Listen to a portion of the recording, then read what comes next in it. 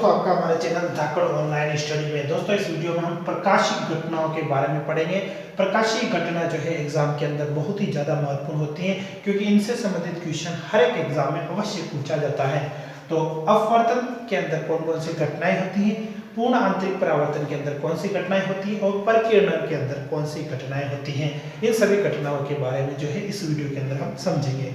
तो सबसे पहले बात कर लेते हैं अपवर्तन। अपवर्तन होता क्या है? अपवर्तन की अगर परिभाषा की बात करें तो जब कोई प्रकाश किरण किसी सरल माध्यम से विरल माध्यम में या कोई विरल माध्यम से सकल माध्यम में जब गमन करती है तो वह अपने पथ से विचलित हो जाती है। इस घटना को बोलते हैं प्रकाश का अपवर्तन। तो अपवर्तन की जो घटनाएं होती है उसमें होता है तारों का टिमटिमाना। आपने देखा होगा रात्रि में जो है तारे टिमटिमाते हैं। तो टिमटिमाना की जो घटनाएं हैं, यानी तारों का एकदम से चमकना और वापस बुझ जाना, तो ये जो घटना है वे अपवर्तन के कारण होती है, क्योंकि उनकी जो स्थिति में जो है वो परिवर्तन आ जाता है। उसके बाद सिक्के का ऊपर उठा हुआ दिखाई देना। आपने किसी पानी के बर्तन में अगर किसी सिक्के को रखा है या किसी पेंसिल को रखा है तो वो हमको ऊपर उठा हुआ, यानी जो अपनी प्रारंभिक जो स्थिति है उससे कुछ हटकर दिखाई देता है और ऊपर की तरफ दिखाई देता है। तो ये सिक्का ऊपर उठना और पेंसिल जो है मुड़ी हुई दिखाई देना, ये सभी घटनाएं भी जो है अपवर्तन के अंदर आती है। क्योंकि हम बाहर से जो है उसको देख रहे हैं तो बाहर जो है अभी कौन सा विरल माध्यम है और पानी के अंदर जो है सघन माध्यम होता है। तो हमारी प्रकाश की किरण जो है आंखों के द्वारा विरल माध्यम से सघन माध्यम में जा रही है तो वो जो है अपने पथ से विचलित हो जाती है, इसलिए सिक्का हमको जो है ऊपर उठा हुआ दिखाई देता है। उसके बाद तीसरी जो घटना है वो है सूर्योदय व सूर्यास्त में जो है सूर्य का दिखना। आपको पता है सूर्योदय होने से पहले, सूर्योदय होने से पहले और सूर्यास्त होने के बाद भी हमको जो है सूर्य दिखाई देता है। तो इसकी जो घटना का कारण है वो भी जो है अपवर्तन है। तो अपवर्तन के अंदर ये तीन जो घटनाएं हैं ये महत्वपूर्ण हो जाती हैं। उसके बाद बात कर लेते हैं पूर्ण आंतरिक परावर्तन की। तो पूर्ण आंतरिक परावर्तन में जो है तीन चार घटनाएं बहुत महत्वपूर्ण है। पहली घटना है हीरा का चमकना।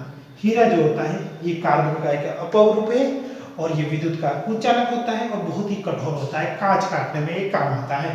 तो हीरा का जो है चमकना जो प्रकृति है वो इसके पूर्ण आंतरिक परावर्तन के कारण होती है। पूर्ण आंतरिक परावर्तन में जो है जो आपतित कोण होता है वो करांतिक कोण से जो है कम होता है, इसलिए जो है प्रकाश की किरणें चमकने लगती हैं। तो ये हीरा चमकना। उसके बाद मरीचिका, मरुस्थल में जो है रेत का जो है इस प्रकार से दिखाई देती है, रेत चमकती है जैसे कोई पानी भरा हुआ।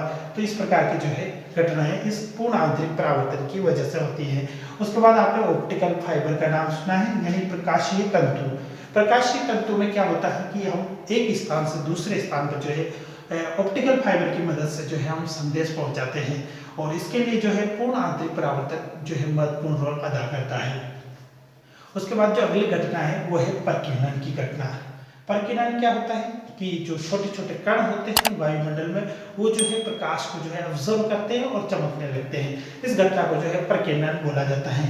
अब परिकिरणन के कारण जो है पहली जो घटना है वो है आकाश का नीला रंग। तो आकाश का जो नीला रंग है वो क्या होता है, सूर्य से जब किरणें आती हैं तो वो पृथ्वी पर पहुंचने से पहले पृथ्वी के जो वायुमंडल है उनसे टकराती है और वायुमंडल में उपस्थित छोटे छोटे जलवाष्प के कण जो होते हैं उस प्रकाश को एब्जॉर्ब करते हैं और एब्जॉर्ब करने के बाद वो अपना खुद का प्रकाश प्रज्वलित करते हैं, जिसके कारण जो नीला रंग जो है वो ज्यादा हमको दृश्य दिखाई देता है उसका। तो परिकिरणन इस घटना को बोलते हैं और इसके कारण जो है आकाश का नीला रंग होता है।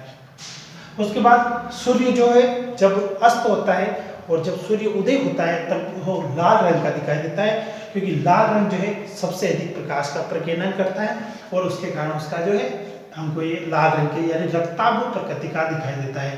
तो सूर्य उगते समय और डूबते समय दोनों तरफ जो है लाल रंग का वो प्रतीत होता है। उसके बाद जो है तीसरा परिकिरणन की महत्वपूर्ण घटना है वो है समुद्र का नीला रंग। तो समुद्र का नीला रंग भी जो है इस परिकिरणन के कारण होता है, यानी रंग संबंधित जो घटनाएं हैं वो आपको परिकिरणन के अंदर याद रखना है। जितने भी रंग है, चाहे आकाश का नीला रंग, चाहे सूर्य का लाल रंग, चाहे समुद्र के पानी का नीला रंग, तो ये रंग संबंधी घटनाएं हमेशा परिकिरणन के अंदर होती हैं। और जितना भी चमकने वाली घटनाएं जैसे मरीचिका भी जो है चमकती है और ये हीरा का चमकना और प्रकाशित तंतु, ये सभी चमकने वाली घटनाएं पूर्ण आंतरिक परावर्तन से होती है।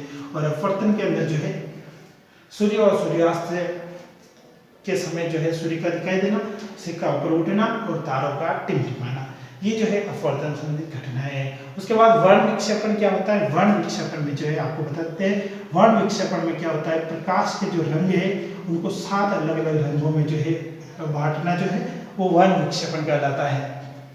जो सूर्य के प्रकाश की जो किरण है श्वेत रंग की, उसका जो है अलग अलग रंगों में बढ़ जाना, 7 रंगों में बढ़ जाना वर्ण विक्षेपण कहलाता है। जैसे इंद्रधनुष बनने की जो क्रिया है वो इस वर्ण विक्षेपण के अंदर ही आती है। उसके बाद एक और होता है परावर्तन। परावर्तन में क्या होता है? जब प्रकाश की किरण किसी सतह से टकराकर वापस एक कोण बनाते हुए जो है वापस चली जाती है तो इस घटना को परावर्तन बोलते हैं। इसमें इस किरण को आपतित किरण, इस किरण को परावर्तित किरण और आपतन कोण, जिस कोण पर वो आपतित हो रही है आपतन कोण, इसको हम इंसिडेंट एंगल यानी कि आई से डिनोट करते हैं और इसको रिफ्लेक्ट एंगल यानी आर से डिनोट करते हैं। तो आई और आर जो है इसमें बराबर होते हैं,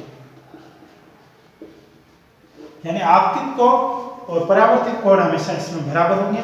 ये प्रकाश के परावर्तन की घटनाएं होती हैं। तो उम्मीद करते हैं आपको प्रकाश के संबंधित जो घटनाएं हैं महत्वपूर्ण वो समझ में आई होगी। अगर वीडियो पसंद आए तो वीडियो को लाइक और चैनल को सब्सक्राइब करना बिल्कुल न भूलें।